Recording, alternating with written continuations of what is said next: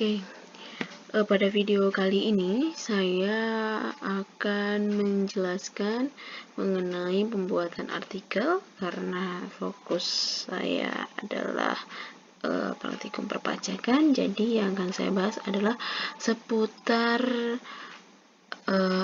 pembuatan artikel atau jurnal mengenai perpajakan. Ya. Ketika teman-teman nanti akan membuat suatu penelitian mengenai perpajakan yang akan dipublish atau akan dipublikasi dalam satu jurnal, teman-teman yang pertama kali adalah menentukan terlebih dahulu judul atau tema yang akan teman-teman angkat di dalam penelitian teman-teman kali ini. Saya akan sedikit mereview jurnal yang pernah saya tulis. Jadi jurnal saya ini pernah saya presentasikan di acara Akrobat IAI pada tahun 2017 saat itu. Kemudian saya terbitkan di jurnal Stiken Blitar, yaitu jurnal peta, penelitian teori dan terapan akuntansi. Jadi jurnal saya ini sudah terbit. Kalau misalkan teman-teman pengen nyari, bisa langsung ke websitenya peta Stiken Blitar, atau bisa di search di Google judul saya yaitu menggali realitas kepatuhan wajib pajak pemilik UMKM, atau bisa search nama saya Surya Claudia, gitu sudah akan muncul Google Scholar saya, dan salah satu jurnal saya yang sudah terbit adalah jurnal ini. Yang pertama, ketika nanti teman-teman akan menulis, tipsnya adalah teman-teman tentukan dulu materi atau bahan pokok atau tema yang akan diangkat di dalam suatu penelitian teman-teman itu nanti. Nah, di penelitian saya ini saya mengangkat mengenai, saya pengen tahu nih bagaimana sih patuhnya wajib pajak terutama UMKM untuk melakukan pembayaran pajak. Pada intinya seperti itu. Oh, kalau gitu saya mengangkat judul ini aja. Saya akan gali realitas kepatuhan wajib pajak siapa? UMKM-nya. Oke. Jadi judul saya adalah menggali realitas kepatuhan wajib pajak pemilik UMKM. Setelah teman-teman tahu judulnya, silakan diketik di Google menggali realitas kepatuhan wajib pajak pemilik UMKM, atau judul teman-teman apa gitu. Nah, setelah itu, untuk bagian abstraknya ini, kalau teman-teman belum sampai kepada bab 4, jadi di dalam penelitian itu, di dalam artikel itu terdiri dari yang pertama adalah abstrak, kemudian dilanjutkan ke kalau misalkan skripsi, tesis, atau disertasi itu ada bab 1 yang berisikan tentang latar belakang. Tapi kalau dalam penelitian nggak perlu ada bab 1, bab 2, bab 3, bab 4 dan sebagainya, tetapi langsung pada pokoknya. Bab 1 kan intinya adalah latar belakang dari penelitian. Ya, latar belakang dari penelitian, kemudian dilanjutkan dengan landasan teori atau tinjauan pustaka. Kemudian yang ketiga adalah metodologi penelitian. Ya, saya kasih tahu ya. Ini merupakan latar belakang seperti yang saya sampaikan. Kemudian yang kedua dilanjutkan dengan telaah literatur, atau kalau pada skripsi atau tesis atau disertasi itu ada bab 2, kalau disertasi itu bab 3 kalau nggak salah. Nah, setelah literatur atau landasan teori ya, masuk kepada metode penelitian atau bab 3. Kemudian masuk pada hasil dan pembahasan. Kalau dalam skripsi ini bab 4 ya. Kemudian yang terakhir adalah bab 5-nya itu, kalau dalam skripsi, di dalam penelitian langsung kesimpulan dan saran.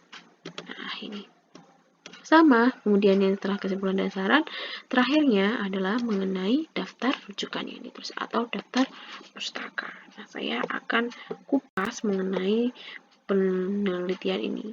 Ya, penelitian yang saya tulis, saya akan review sedikit.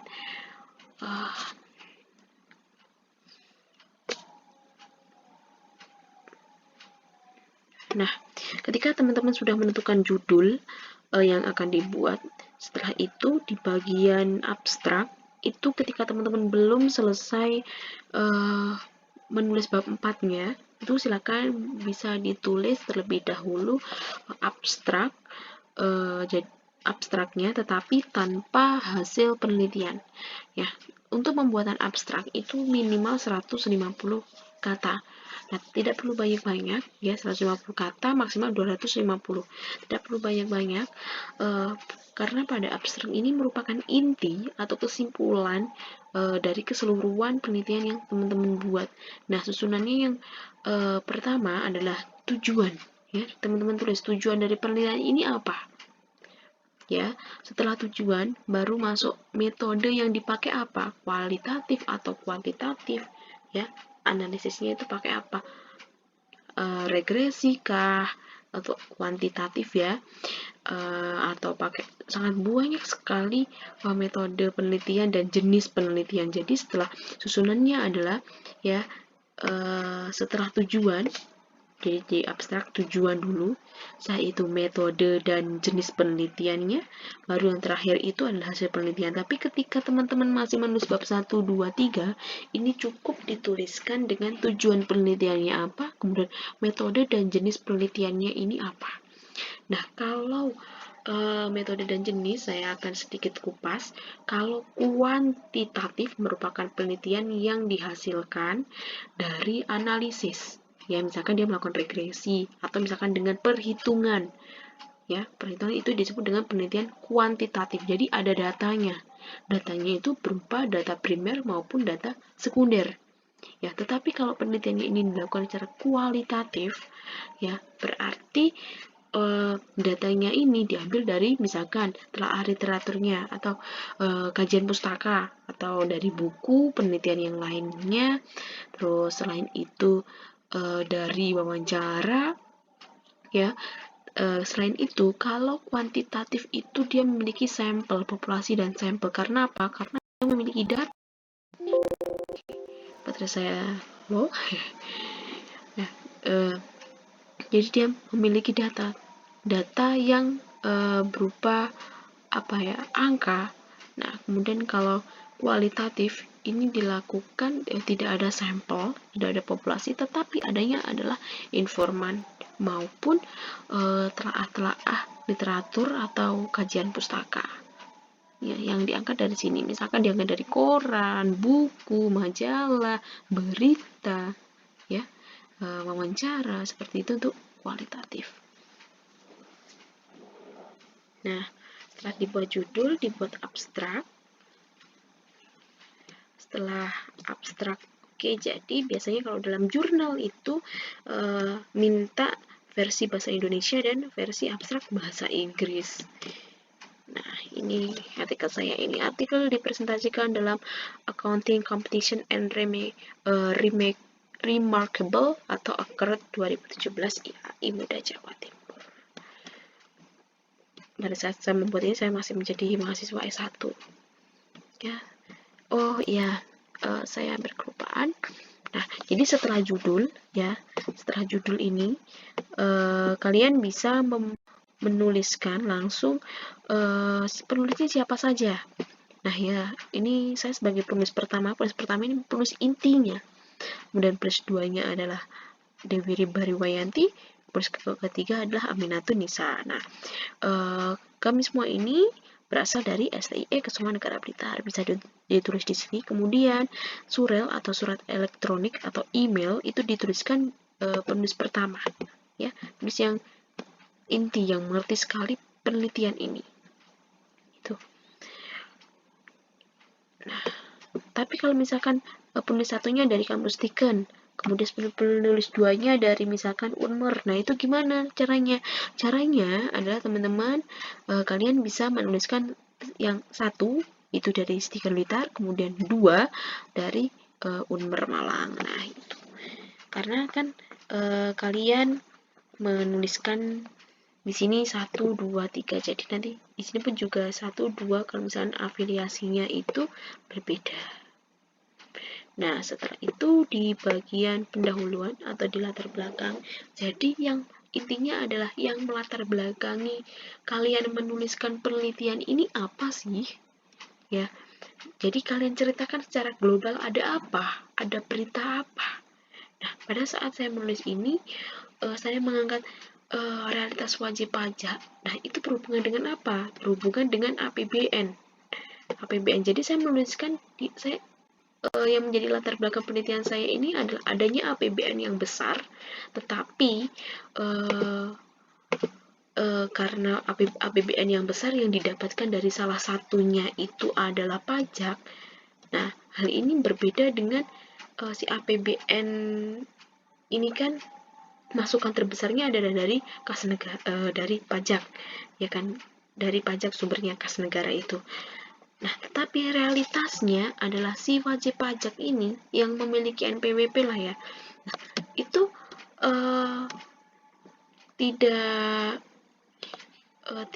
tidak berbanding, dia memiliki besaran atau dia memiliki kontribusi yang besar, tetapi yang memiliki NPWP dengan hasil yang didapat ini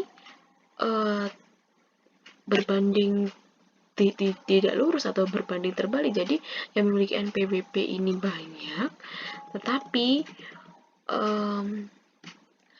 realitanya yang membayar, yang melakukan pembayaran ini tidak banyak gitu.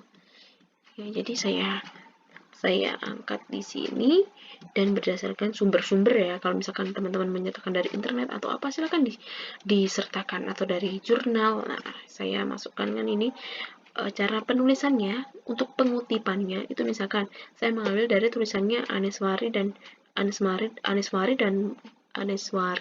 dan Yusdita ini tahun 2015 saya tulis. Penulisnya siapa? Cuma nama belakangnya aja ya. Namanya Aneswari Darmayasa sama Yusdita tahun 2015 tahunnya. Cukup itu. Kalau misalkan dari internet ya, saya mengambil datanya dari BPS, ya tulis aja www.bps.go.id. Tapi jangan lupa nanti yang tulisannya ini disertakan di daftar pustaka. Ini jadi saya tulis secara global ada apa sih saya mengangkat ini, kenapa sih saya tertarik mengangkat ini. Nah, nih, peningkatan jumlah UMKM secara nasional juga nampak pada peningkatan jumlah UMKM di Blitar. Saya mengambil di Blitar ya. Kenaikan jumlah UMKM logikanya dapat meningkatkan jumlah pendapatan pajak. Kenyataannya yang diperoleh justru terbalik, yaitu UMKM dinilai belum mematuhi kewajiban perpajakan. Ya, jadi sama pakai APBN tadi. Banyak yang memiliki NPWP tetapi yang membayar pajak sedikit. Padahal sumber utama kas negara ini diharapkan berasal dari pajak. Nah, UMKM di Blitar, data BPS menerangkan bahwa UMKM ini selalu mengalami peningkatan, tetapi kenyataannya belum seluruh UMKM menyadari bahwa mereka harus melakukan pembayaran pajak. Nah, inilah yang saya ingin angkat. Bagaimana sih realitas wajib pajak sadar untuk melakukan pembayaran wajib pajak, terutama UMKM? Gimana sih? Nah, di sini saya tuliskan. Nah, teman-teman pasti melihat tadi yang saya contohkan yang Darmayasa Aneswari itu, saya mengambil penelitiannya, kemudian saya tulis lagi dengan bahasa saya sendiri ya, biar tidak terkena plagiasi. Nah, itu kok dikurung, tetapi ini kok enggak ya, kayak ini ya, saya ngambil Pak dan Hyun 2003, ini dikurung kok ini enggak. Iya, kalau misalkan teman-teman ini, kalau kalian nulisnya ini di belakang setelah kalimatnya ini dikurung ya, dikurung, kemudian koma, setelah namanya adalah tahunnya, tahun terbitnya. Kemudian kalau misalkan nulisnya di depan, nah ini enggak, yang dikurung hanyalah tahun terbitnya saja, seperti itu. Nah, setelah kalian cerita secara umum kenapa kalian mengangkat tema ini, dan kemudian teman-teman objek penelitiannya kenapa mengangkat UMKM di Blitar ini dituliskan dalam penelitian saya ini, di akhir teman-teman menuliskan tujuan penulisan artikel ini. Jadi di sini saya tuliskan tujuan penulisan artikel ini adalah untuk menggali secara mendalam makna kepatuhan wajib pajak berdasarkan sudut pandang wajib pajak UMKM. Ya, artikel ini berusaha memahami dari sudut pandang wajib pajak UMKM mengenai konsep mereka terhadap kepatuhan. Hal ini kami anggap hal yang krusial sebab implikasinya akan dapat digunakan bagi otoritas sebagai wacana bagi mereka merumuskan bla bla. Intinya dan di sini dituliskan tujuan dan ini implikasi atau manfaatnya atau dampaknya ini apa. Jadi dituliskan sekalian di bagian latar belakang. Untuk tema pajak sangat menarik ya, karena sampai dibuatkan oleh Ikatan Akuntan Indonesia itu suatu simposium perpajakan yang saya pernah ikuti. Yang pernah saya ikuti itu, wah ternyata pajak ini sampai diangkat untuk menjadi simposium sangat menarik. Karena apa? Salah satu alasannya dia adalah menjadi sumber terbesar kas negara. Tetapi realitasnya, datanya jumlah UMKM-nya ini misalkan banyak, data yang memiliki NPWP banyak, tetapi kenyataannya itu belum semua yang melakukan pembayaran atau pelaporan pajak. Nah, bagaimana sadar nggak sih mereka? Inilah yang saya angkat di sini. Banyak sekali. Mengenai teks amnesti juga pada dulu dibuat teks amnesti itu juga sampai diangkat ke penelitian. Nah, sangat unik dan menarik pajak ini untuk dikulik ya. Nah, setelah itu masuk ke teori.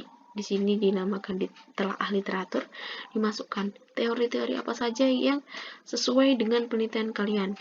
Nah, saya kan realitas wajib pajak, kepatuhan wajib pajak ya. Saya menggali teori tentang kepatuhan pajak. Saya cari ada teori apa saja di situ ya yang menjelaskan ini. Nah, teori kepatuhan ini saya mengambil teori tentang teori of planned behavior. Ini teori yang di dalamnya itu menyatakan bahwa niat individu dipengaruhi oleh perilaku individu. Jadi penelitian saya ini ada dasarnya kuat, ada teorinya ya yang mendasari. Jadi teori of planned behavior. Jadi mengenai apa ya? Perilaku. Jadi niat individu dipengaruhi oleh perilaku. Jadi saya berpatokan, oh saya mengambil teori ini kayaknya sesuai dengan penelitian saya nih. Jadi teorinya ini ada niat individu dipengaruhi oleh perilaku individu. Kenapa saya mengambil ini? Karena apa?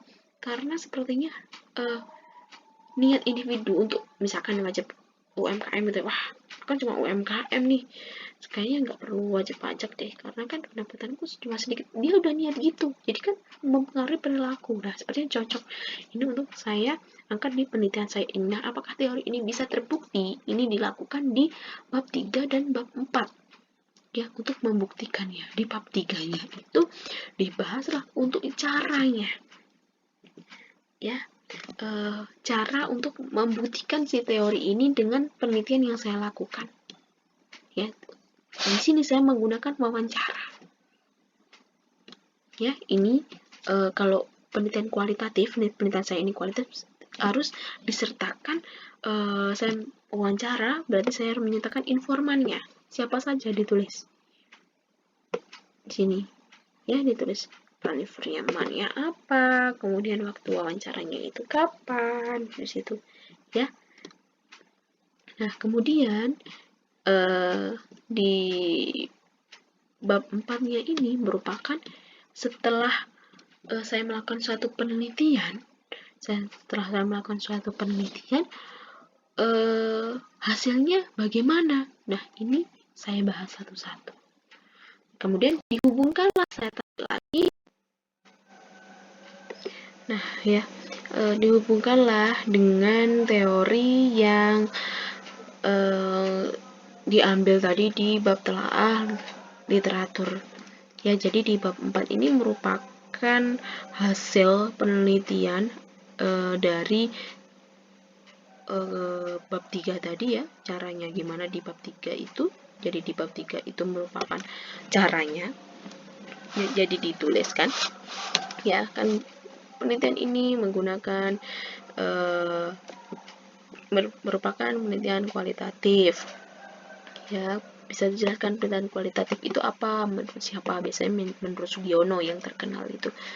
Kemudian merupakan menggunakan paradigma interpretatif. Nah paradigma interpretatif itu apa, dijelaskan di situ. Kemudian caranya gimana, dengan mengumpulkan data menggunakan wawancara dengan beberapa informan. Nah, dijelaskan informannya siapa saja, ditulis di sini. Nah, jadi di bab 3 ini merupakan dituliskan penelitian ini merupakan penelitian apa, kualitatif atau kuantitatif, jenis penelitiannya apa, kemudian mengambil datanya itu bagaimana, dituliskan di metode penelitian. Kemudian baru dihasilkanlah di bab hasil atau di bagian hasil dan pembahasan ditulis ya. Jadi di bab 4 ini merupakan interpretasi atau cara untuk menarik hasil dari penelitian, dituliskan di situ. Nah, di sini kan sudah saya tuliskan ya. Karena saya penelitian ini kualitatif, jadi saya meringkas dari hasil wawancara itu, saya sambungkan, saya kaitkan dengan peraturan pajak. Nah, di peraturan pajak kan ada misalkan ini self assessment system ya. Apa sih itu self assessment system? Nah, kemudian saya kaitkan setelah saya bahas mengenai self assessment system yang diterapkan pajak. Nah, jadi pajak ini kan mengukur sendiri ya, menulis sendiri, menghitung sendiri dan sebagainya. Kemudian saya kaitkan dengan bagaimana sih kepatuhan wajib pajak ketika menerapkan self assessment system. Saya tuliskan di sini. Nah, ini pun juga harus berdasarkan dari hasil wawancara maupun telaah literatur. Nah, di sini kan saya tulis rata-rata pemilik UMKM menyatakan tidak ingin dirugikan dengan membayar pajak. Salah satu narasumber lebih memilih membayar zakat daripada pajak. Nah, itu. Jadi mengukur sendiri kan. Nah, dituliskan di sini. Selain itu, saya harus membahas mengenai usaha mikro. Nah, saya bahas di sini. Jadi apa yang perlu sekiranya saya dapatkan dari penelitian saya, dari penelitian saya ini saya tuliskan di bab 4, di bagian hasil dan pembahasan. Gitu. Nah, kalau kualitatif harus menyertakan kutipan dari wawancaranya. Nah, ini Yusuf 2013. Rasa Mbak, nggak apa-apa kalau misalkan pakai Mbak, Mas, Bro, Sis. Nah, ditulis di sini. Nah, ini menurut siapa wawancaranya? Oh, menurut Kawit. Itu. Nah, ada lagi. Nah, Tanti menyatakan seperti ini juga. Nah, setelah dijelaskan di situ semuanya, disimpulkan. Jadi, bagaimana sih ternyata kepatuhan wajib pajak untuk membayar pajak? Gitu. Apakah dia lebih daripada saya membayar pajak UMKM ya, daripada saya membayar pajak, mendingan saya membayar zakat. Zakat lebih langsung. Dituliskan di sini. Setelah itu baru dituliskan rujukan-rujukan atau penelitian-penelitian atau sumber-sumber yang menunjang penelitian ini di bagian daftar rujukan atau daftar pustaka. Penulisannya adalah namanya, kemudian tahun terbitnya, judul, setelah itu kota terbit, dan terakhir adalah penerbit. Nah, kota terbit, penerbitnya mana? Ya, cukup sekian penjelasan ulasan artikel. Nah, biasanya ada yang tanya, loh kok susunannya kayak gini, ada logonya ini. Nah, karena saya menerbitkan di jurnal Petastiken, jadi kan ada template-nya masing-masing di setiap jurnal. Jadi, saya harus mengikuti template masing-masing setiap jurnal. Seperti itu. Sekian bahasan mengenai penulisan jurnal.